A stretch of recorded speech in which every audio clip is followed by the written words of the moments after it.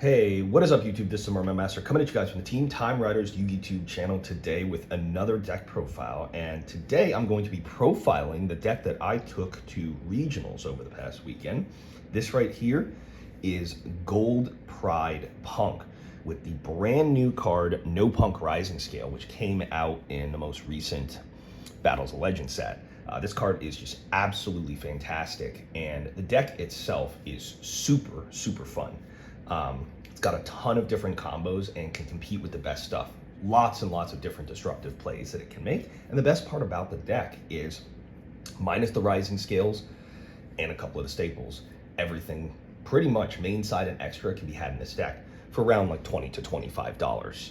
So without further ado, let's get into the profile. I'll show you what I run.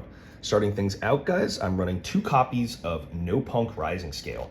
I would run 3 if I had the opportunity to, but this card, I actually borrowed a couple of copies, and so one came from my friend Jason and one came from my friend Brandon. Shout outs to both of those guys for giving me these cards for the regional.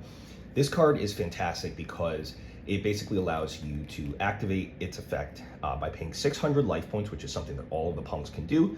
You can search any punk monster from your graveyard to your hand or to special summon, or from your deck to your hand to special summon.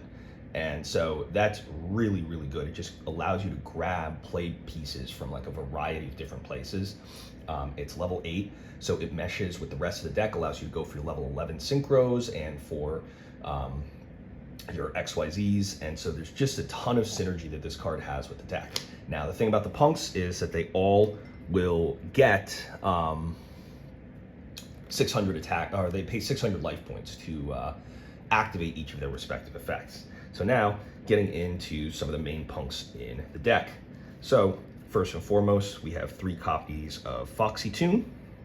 This is discard 1 and special summon a punk monster. So you send this to the grave and then you discard 1 and special summon a punk monster from your deck. Of course, we are combining that together with 2 copies of our No Punk Ogre Dance here. The Ogre Dance is a decent enough card, but I often found myself siding it out. So it's a good side option. It just allows you to search any non-level 8 punk monster. And so you honestly want to see like some of your other punks way sooner than you want to see Ogre Dance, but Ogre Dance itself is not a bad card by any means. It's just a very easy card to side out. The main punk card in your deck right here is 3 copies of Yugioh. When I had opponents, they would make sure to pop this before I could proc the effect off. Yugioh is pay 600 and search any punk from your deck to your hand. 1 copy of Sharakusai. This is one of your starting playmakers. You pay 600 life points to fusion during your turn, or to synchro during your opponent's turn. And the best part about it is you don't have to use Sharakusai itself as part of the fusion or synchro, but there was never a situation the entire weekend where I utilized a synchro or fusion without Sharakusai. So that's that. We've got 1 copy of Wagon. Wagon allows you to search 1 punk spell by paying 600 life points, and it also has another effect that if a punk monster is targeted, either for an attack or card effect, or it might be just a card effect here, basically the card allows you to draw 1 card. And so I got this effect off a couple of times. If you have a Wagon on the field and your opponent targets a punk monster or whatever, you get to draw a card from your deck. 1 copy of Madam Spider, which just basically searches Dangerous Gabu, your trap card. And 2 copies of Deer Note. Now, Deer Note is really good because it allows you to special summon a punk monster when it goes to the graveyard for a synchro summon. So that's everything that we've got for the punk monsters. Now moving into our Gold Pride package. Now, our Gold Pride package gets basically all of its benefits for when you have fewer life points than your opponent. So you use the punks to get yourself down in life points, and the Gold Pride will help you out on the other side. So we've got 3 copies of Leon. He was the best Gold Pride of the day. Just basically allows you to special summon himself to the field when your life points are lower, and then you can revive a Gold Pride monster from your graveyard, but you're locked into Gold Prides for the rest of the turn. This guy is great off of the trap card when you can special summon him and then grab another punk back from your graveyard and do a quick synchro summon. That's really, really good. 2 copies of Carrie. She's great because she can special summon herself. She's a level 3. We like the level 3. She searches a trap card as well, which is really nice. 1 copy of Rollerballer. He is, in my opinion, the best punk of the deck, but he never came up the entire day. Like, he was either negated or gotten off the field, or any number of things had happened. And so I did not go into Pinballer one time. But if you were to get Pinballer out in the field, that's a really, really good card. And so what I'm thinking of doing is kind of upping the number of punk Gold Pride monsters that I have in the deck, but looking for places to sort of make those cuts and to figure out how to do things with the deck. 1 copy of Nitro Head. Nitro Head was actually an MVP on the weekend, guys. This was the best of the Gold Prides when it came to just putting a big body on the board, getting my life points lower, and I even utilized the token, although my opponent ended up leaking the token off before I could do anything with it. But the point is that Gold Pride Nitro Head, being a level 8, I had a match against Yummy, and I was able to get Leon onto the board, Nitro Head, revive Nitro Head from the graveyard, and then on my opponent's turn, I synchroed into Psychic End Punisher, now that I was turned off of the Gold Pride stuff. So it's a Nitro Head, just absolutely phenomenal card over the entire weekend. And if anybody is running Gold Prides or Gold Pride Punk, I highly, highly recommend this card for just the options that it allows you. So this was a 7 Gold Pride engine. I think I would definitely up the Gold Prides in this deck if I'm going to keep Gold Pride Punk going. The one problem that it does have, though, is I ended up losing that Yummy game because game 3 I opened a handful of Gold Prides and I had no way to get my opponent's life points down. So even though I had, pretty much a clear field for game, RNG effed me. Next we've got 1 copy of Ghost Ogre and 3 copies of Ash Blossom.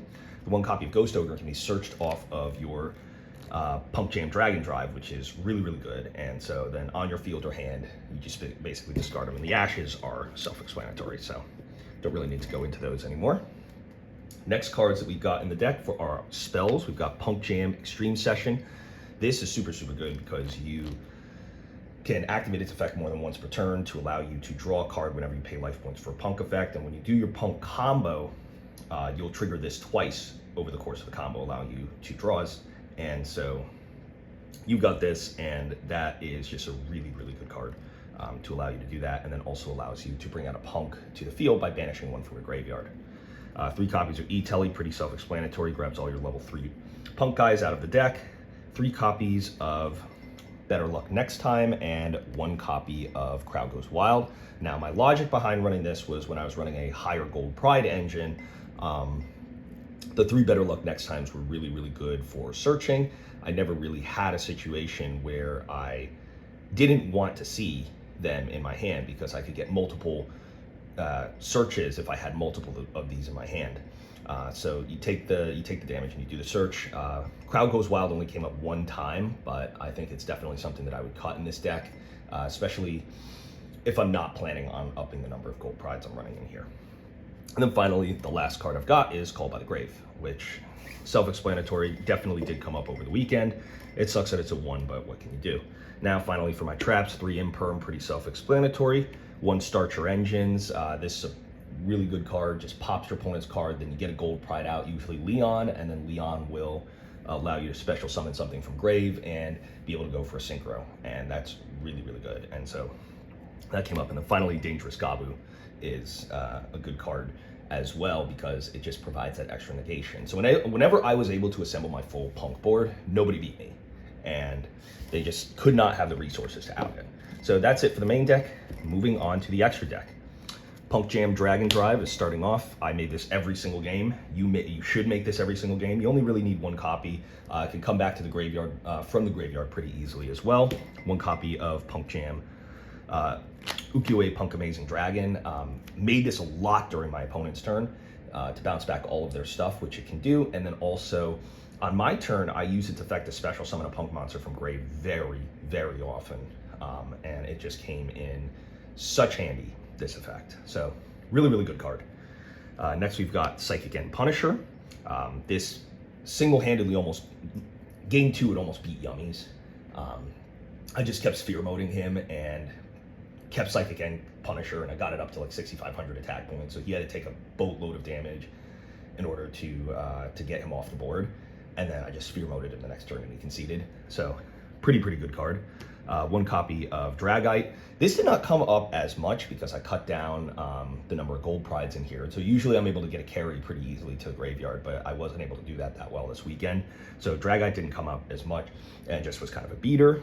Starleon came up a ton, which I was surprised about. In testing in other games that I've done, Starleon almost never comes up, but he was absolutely clutch over the weekend. If you're running a gold pride package, you have to have him in here. He was just so useful. Your opponent does not see the pop coming because nobody reads the gold pride cards. And so having the pop from Starleon coming is just really good. Next, we've got one copy of Draco Berserker. This only came once. This only came up once and was like promptly gotten off the field every time. So opponents know how to play around it. I would not probably put it in my deck for another regional, but still a good card to have as just an option for 3k damage when I needed it. So really cool in that respect. Now I got Rising Carp. Rising Carp is the main fusion monster. You make this off of Sharakusai and it allows you special summon 2 punks from your deck. So you go Sharakusai into Rising Carp into Wagon and Deerno, and then synchro summon those off to go for your Dragon Drive. Sorry guys. One copy of Pinballer, as I said, never came up, but if it does come up, really good card. One copy of Jam Fever came up a lot for the negation effect. You can summon this on your 4th summon of the turn and shut off a Nibiru. I didn't really worry about Nibiru. Nobody's really running it right now, and so I just played like normally, but this is a way that you can get around Nibiru on the 4th summon. One copy of Chariot Carry.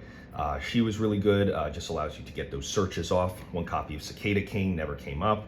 One copy of Titanic Galaxy came up once, but there's nothing really I could do with that. Downer Magician and Zeus never came up. Definitely would remove them for other cards in the extra deck. And then finally a single copy of Little Knight. It should have come up, but I wasn't thinking correctly, and could have beaten my opponent game 2 playing against the Vanquished Souls, but this just never came up. So like, if I had summoned the Little Knight, I would have been able to beat the Typhon, but, you know, wasn't really thinking. So finally now, moving on to the side deck. We've got first 3 copies of Sphere Mode. Sphere Mode was absolutely MVP. Like, your opponent, if they're running, like, against the meta right now, when we're talking about Vanquished Soul, we're talking about Yummy, we're talking about, you know, just a lot of decks that put a lot of advantage onto the board. Sphere Mode just outs it all. And because it's a tribute, they just don't get to trigger any of their quick effects that activate during your turn. So just absolutely amazing card, highly recommend. You can run Lava Golems, of course, if you want, but I did find that the Sphere Mode, whenever I saw it, I basically summoned every Sphere Mode that I drew into, and I did draw into it a lot over the course of the weekend. Next, we've got 3 copies of Phantasme. I cited these in for Malice, did not play a single Malice game. Probably if I was going to do Malice, I would do Chaos Hunter or Lancias in place of these Phantasmes, but that's neither here nor there. 2 copies of Dark Ruler No More, cited these in. These, never really got into these, just didn't see them throughout the day, but if I did, you know, I would think about possibly taking them out, if only because I want to trigger a bunch of stuff during my opponent's turn, and Dark Ruler No More is good on, like, you know, turn 2 only if you can, like, get the board assembled, which you need to draw into a lot of combo pieces to do that. 2 copies of Nib, never came up. Never sided them in, really. Just the deck profiles and the, you know, the decks that I played against didn't really get affected by them. 2 Lightning Storms, and a Harpy's Feather Duster. These are just in here for Spell and Trap Disruptor, and then finally 2 Evenly Matches. Evenly Match was also really good. So these definitely would keep in here just because they're really strong and have good disruption with a bunch of your opponent's other cards. So guys, that's going to wrap it up for our deck profile here. Hope you enjoyed it. And if you did, please remember to give a like, comment, subscribe to the Team Time Riders YouTube channel, and I'll catch you guys next time. Peace.